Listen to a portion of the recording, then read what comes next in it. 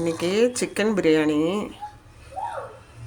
Lemon புழிஞ்சு தக்காளி குட்டியாக 4 போட்டுட்டு பட்டை, கிராம்பு, ஏலக்காய், ஜிஞ்சர் கார்லிக் பேஸ்ட்டு, நிறைய புதினா இன்றைக்கி.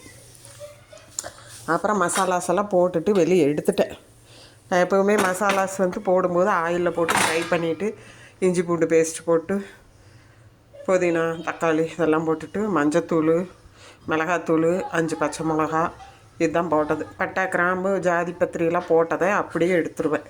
ஏலக்காய் மட்டும்தான் விட்டு வைப்பேன். அப்புறம் நிறைய புதினா போட்டு இன்றைக்கி 1 ஸ்பூன் வரமிளகாத்தூள் வழியே போட்டிருக்கேன். 5 பச்சை மிளகா, உப்பு, தயிர் 1 கப்பு, பால் 1 கப்பு. இதுதான் ரேஷியோ. சூப்பராக வந்திருக்கு பாருங்கள், செம்மையாக வந்திருக்கு.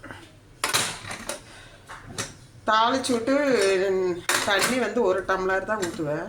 1 கப்பு பால், 1 கப்பு தயிர் ஊற்றிடுவேன். அப்புறம் லெமன் அரை லெமன் ஸ்குவீஸ் பண்ணி விட்டேன். அவ்வளோதான், ரெடி டு ஈட். செய்து பாருங்கள் நீங்களும் இது போல் ஒரு டைமு. வெங்காயம்லாம் நிறைய கட் பண்ணிவிட்டு, தக்காளி நிறைய கட் பண்ணிவிட்டு அப்படிலாம் பண்ணாமல் இது போல் செய்து பாருங்கள். சிம்பிள் பிரியாணி சூப்பர் டேஸ்ட்டாக இருக்கும். ஆனால் செய்து பார்த்துட்டு சொல்லுங்கள்.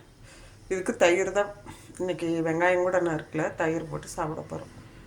Bye. Subscribe my channel. Please, please, please.